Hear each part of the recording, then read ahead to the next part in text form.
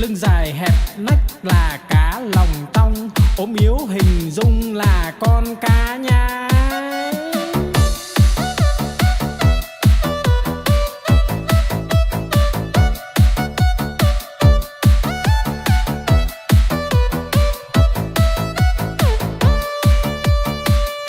No lòng phĩ dạ là con cá cơm, không ướp mà thơm là con cá ngát. Miệng bay thoăn thoắt là con cá chim, hụt cẳng chết chìm là con cá đuối. Nhiều năm nhiều tuổi là cá bạc đầu, đủ chữ đủ câu là con cá đối. Mai nở tàn tối là con cá hoa, trắng muốt làn da là cá út thịt.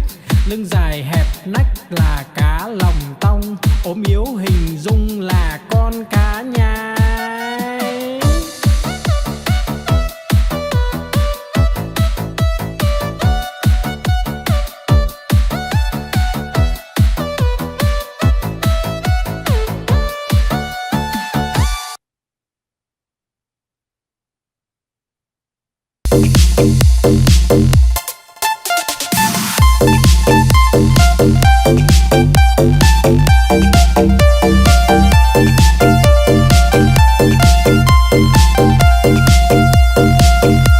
Đi cầu đi quán, đi bán lợn con, đi mua cái xong đem về đun nấu, mua quả dưa hấu về biếu ông bà, mua một đàn gà về cho ăn thóc, mua lược chải tóc, mua cặp gội đầu, đi mau về mau kẻo trời sắp tối.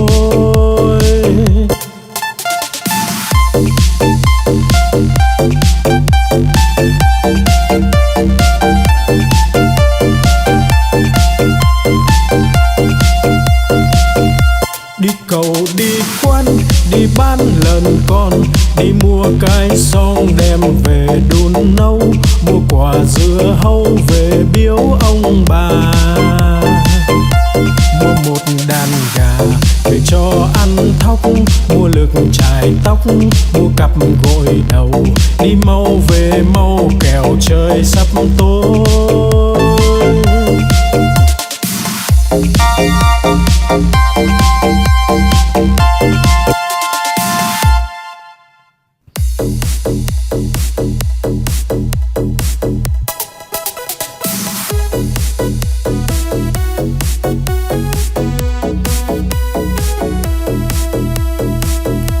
Bướm bay bướm lượn, bướm đậu nhành hoa, khoe đôi cánh đẹp rực rỡ muôn màu.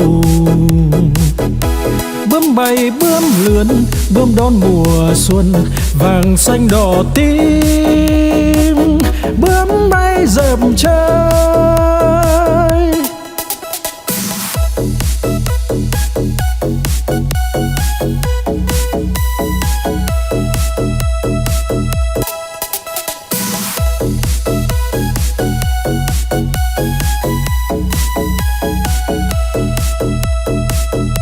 Bướm bay bướm lượn, bướm đậu nhành hoa, khoe đôi cánh đẹp rực rỡ muôn màu.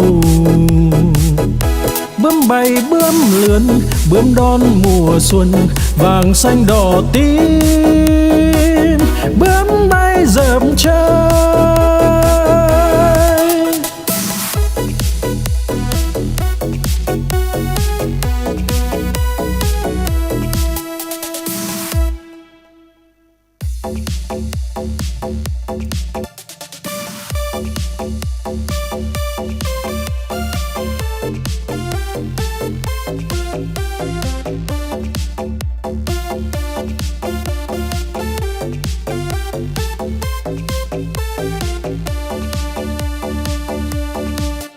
Con cua mà có hai càng, đầu tai không có bò ngang cả đời.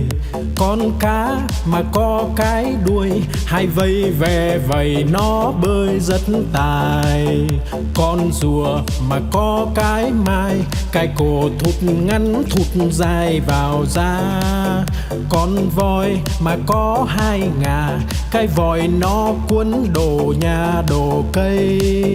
Con chim mà có cánh bay, bay cùng Nam Bắc Đông Tây tỏ tường.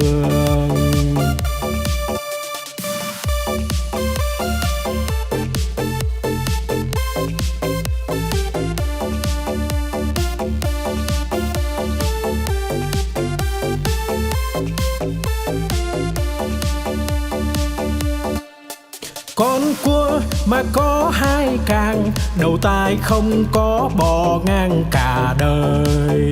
Con cá mà có cái đuôi, hai vây ve vầy nó bơi rất tài. Con rùa mà có cái mai, cái cổ thụt ngắn thụt dài vào da.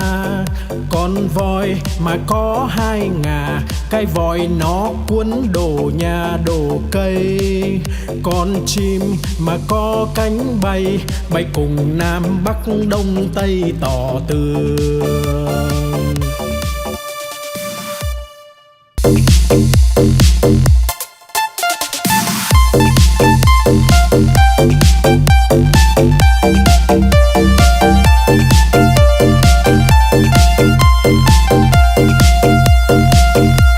Đi cầu đi quán, đi bán lợn con, đi mua cái xong đem về đun nấu, mua quả dưa hấu về biếu ông bà. Mua một đàn gà về cho ăn thóc, mua lược chải tóc, mua cặp gội đầu, đi mau về mau kẻo trời sắp tối.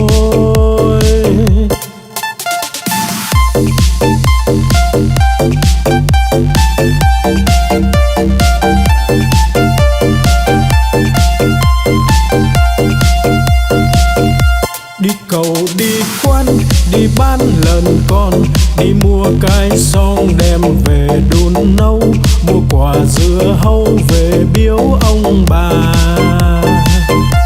Mua một đàn gà về cho ăn thóc, mua lược chải tóc, mua cặp gội đầu, đi mau về mau kẻo trời sắp tối.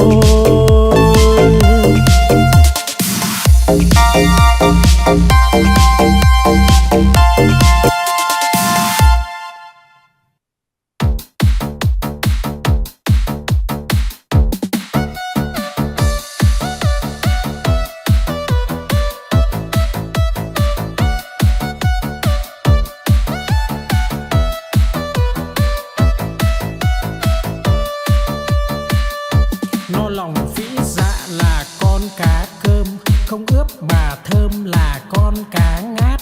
Liệng bay thoăn thoắt là con cá chim, hột cẳng chết chìm là con cá đuối. Nhiều năm nhiều tuổi là cá bạc đầu, đủ chữ đủ câu là con cá đối. Mai nở tàn tối là con cá hoa, trắng muốt làn da là cá út thịt. Lưng dài hẹp nách là cá lòng tong, ốm yếu hình dung là con cá nhái.